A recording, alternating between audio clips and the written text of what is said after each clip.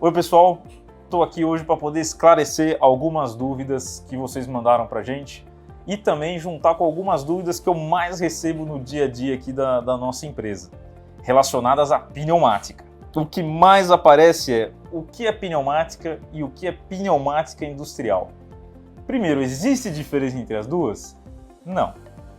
Pergunta 1 feita. Vamos lá, vamos para o segundo. O que é pneumática? Pneumática, gente, é tudo aquilo que consegue se movimentar ou é movimentado por uma diferença de pressão do ar. Então a gente começa a história da pneumática lá no compressor, onde ele comprime o ar a uma pressão que a gente escuta 6 bar, 7 bar, 10 bar. Do compressor, a gente passa por um sistema de tratamento de ar, ou mais conhecido por tal do sistema lubrifil, muitas vezes. Existem esses sistemas em pequenos e grandes tamanhos, até chegar nas válvulas, conforme nós podemos ver aqui nesse painel de comando, e por fim atuar os nossos cilindros pneumáticos, que são esses carinhas que fazem trabalho para a gente. Então, para aqueles que estão estudando física, sabem que trabalho é força vezes deslocamento. Então, se a gente tem uma força aqui empurrando o cilindro, ele se desloca, ele realiza trabalho para nós. Então, basicamente, isso é que é pneumática, é a gente usar a pressão do ar para poder realizar trabalho para a gente. E nós podemos encontrar isso em diversas máquinas, diversos mecanismos. Qualquer fábrica que vocês forem, vocês vão ver sistemas pneumáticos. Já vamos ver aqui a nossa outra pergunta. Em que tipo de indústria encontramos pneumática industrial? Ou como uma máquina ou equipamento pneumática funciona? A pneumática, grande vantagem dela é que ela é muito barata e muito fácil de montar quando comparado com a elétrica, quando comparada com hidráulica, quando comparada com mecânica. É claro que para aquelas pessoas que estudaram elétrica a vida inteira ou hidráulica a vida inteira, hidráulica e elétrica acabam se tornando mais fáceis. Mas se você for estudar um comparativo e ver pessoas que conhecem das diferentes ciências, eles sempre dizem, a pneumática é muito simples de usar, é muito segura de usar e é muito mais barata.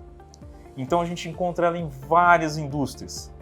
Então você vai ali numa Volkswagen, ali na linha deles de robôs, existem cilindros pneumáticos que fecham a pinça para poder pegar as diversas peças do carro para poder montar.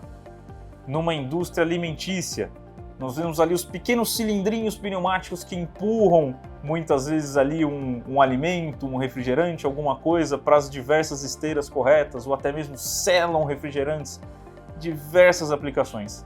Até mesmo, gente, na indústria aeronáutica, a gente vê muita pneumática.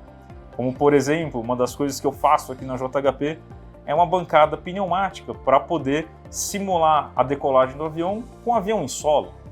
E eu uso itens pneumáticos para isso. Eu uso válvulas, eu uso filtros, eu uso válvula proporcional.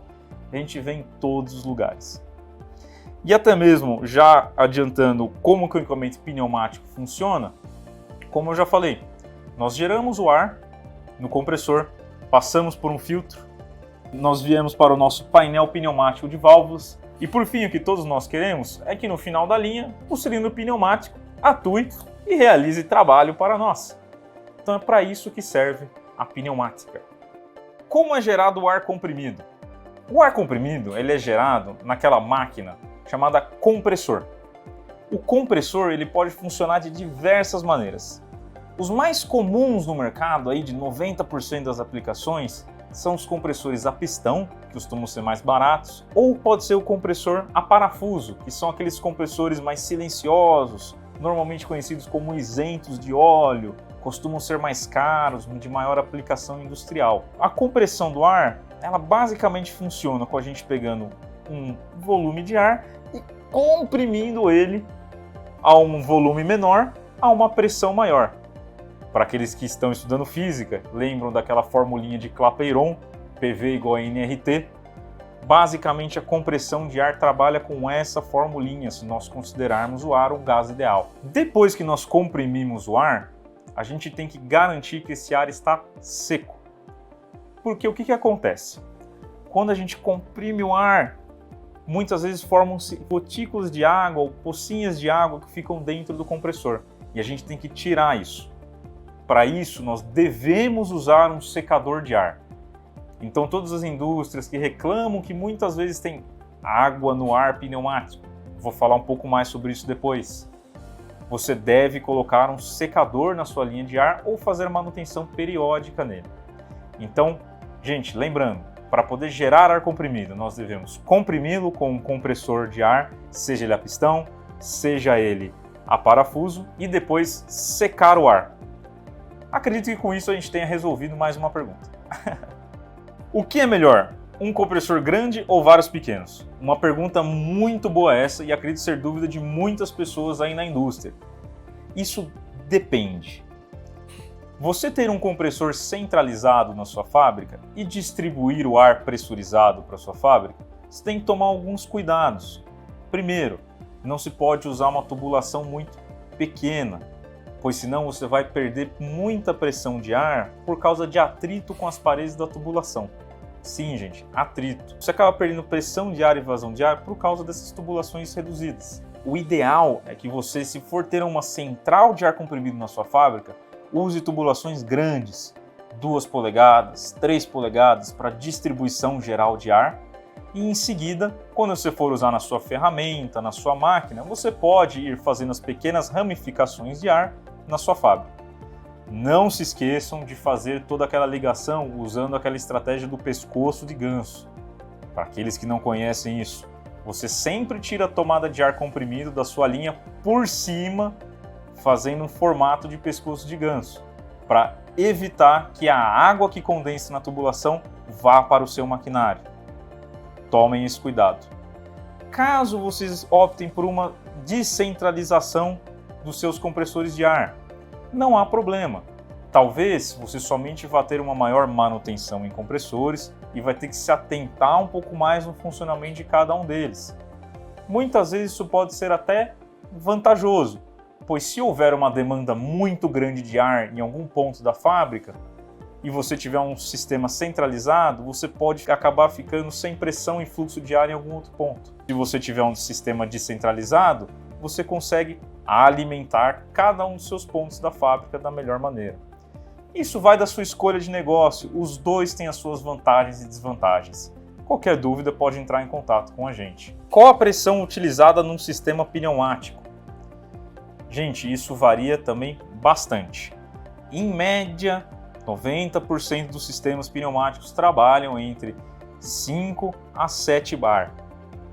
Além disso, trabalhar com pressões a 8, 9, 10 bar, você já começa a precisar de pneumáticas um pouco mais especiais. Então, válvulas de linha, cilindros de linha comuns na pneumática trabalham entre 5 a 8 bar. Ah, Murilo, eu gostaria de poder fazer mais força com o meu cilindro e colocar uma pressão maior nele. Gostaria de trabalhar com uma pressão, por exemplo, de 12 bar. Como é que eu faço isso? Primeiro, você tem que ter uma pneumática preparada para isso. Uma preparação de ar que aguente a pressão de 12 bar.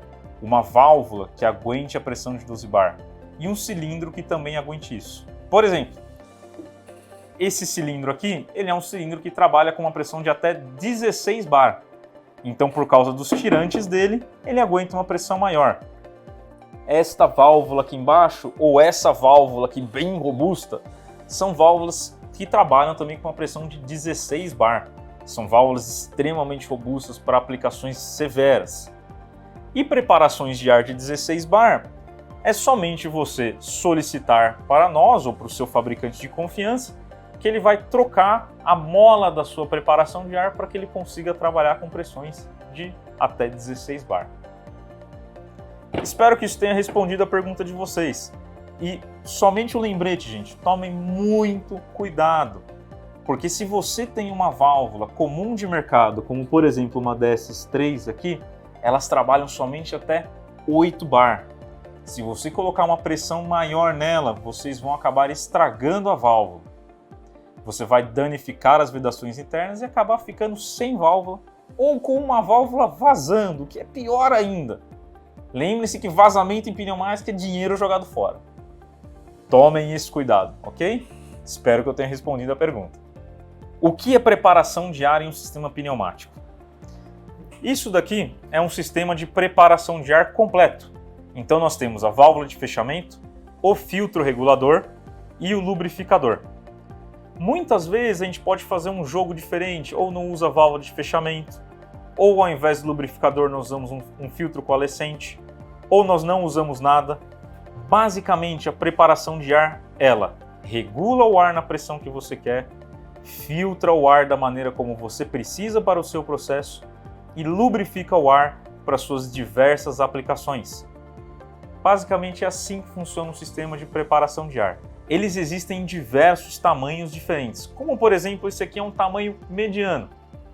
Nós temos preparações de ar de tamanhos pequenininhos, são utilizados normalmente em dentistas, laboratórios, em outros lugares que precisam de uma aplicação menor. E nós temos também preparações de ar grandes, de 2 polegadas, 3 polegadas, que nós normalmente instalamos em compressores, aplicações portuárias, aplicações aeronáuticas, aplicações muito mais robustas. Eu convido vocês a assistir um pouco mais sobre os meus vídeos sobre Lubrifil e se tiverem mais dúvidas podem entrar em contato. Quais são os principais componentes pneumáticos? Os principais, gente, são o que gera o ar comprimido, o compressor. Sem ele a gente não consegue fazer nada. Em segundo lugar, os filtros e reguladores de pressão. Então, sem eles a gente não consegue filtrar o ar e nem regular a pressão do ar. Então, por exemplo, este aqui é um equipamento que faz isso. Ele regula o ar, filtra o ar e até mesmo faz um bônus, ele lubrifica o ar. Em terceiro lugar, são as válvulas de comando. Como a gente pode ver, isso daqui é um painel de comando pneumático que possui 4 válvulas. Eles fazem a lógica pneumática para chegar no fim, que é a atuação dos cilindros pneumáticos. Aqui eu tenho 2 exemplos de cilindros, que basicamente, quando eu ligo essa válvula, conecto ela em meu cilindro, ela atua o cilindro pneumático. O cilindro pneumático realiza trabalho para nós. Então, esses são os principais componentes. Nós temos agora, somente por curiosidade, outras coisas que auxiliam a gente na pneumática, como por exemplo, pressostatos, que dizem para a gente qual a pressão que nós estamos em algum ponto do sistema. Nós temos manômetros, que indicam a pressão local de maneira analógica ali no nosso filtro regulador. Nós temos válvulas de purga para poder tirar a água que fica no filtro pneumático e não deixa que essa água danifique os seus sistemas pneumáticos. Dentre outras muitas coisas nós temos no mundo da pneumática. Se tiverem dúvida, alguma aplicação especial, podem perguntar para mim, não tem problema nenhum. Qual a função dos cilindros ou atuadores pneumáticos? Gente, o atuador pneumático, como nós gostamos de chamar na área técnica, ele pode vir de diversas maneiras. Ele pode ser um atuador linear, conhecido como cilindro pneumático, ou também mais conhecido como pistão. O mercado dá diversos nomes para eles. Eles podem vir da maneira rotativa. Então esse daqui é um tipo de atuador pneumático que ele roda. Você engata aqui um pinhão, aciona ele com ar pneumático e ele gira. Voltando para o atuador linear, ele pode vir de diversas maneiras. Então, por exemplo, este daqui é um atuador linear de corpo perfilado. Esse aqui é um atuador mini-ISO, são atuadores menores, mais baratos, muito mais acessíveis para as aplicações do dia a dia. Este daqui já é um atuador linear preparado para áreas de fertilizantes. Então ele já tem uma pintura especial, ele já tem uma camada química especial para aguentar ambientes cheios de fertilizante, ele não corrói. E como vocês podem ver, ele é um atuador normal, que nós conhecemos, o padrão ISO, porém com uma pintura especial. Esses são os tipos de atuadores que nós temos. E basicamente os atuadores pneumáticos servem para poder realizar trabalho no lugar do homem. Então, para vocês que estão estudando física e lembram que trabalho é força vezes deslocamento, quando nós temos uma força que desloca uma massa, nós realizamos trabalho. Então é para isso que os atuadores pneumáticos servem, para poder realizar trabalho no lugar do ser humano.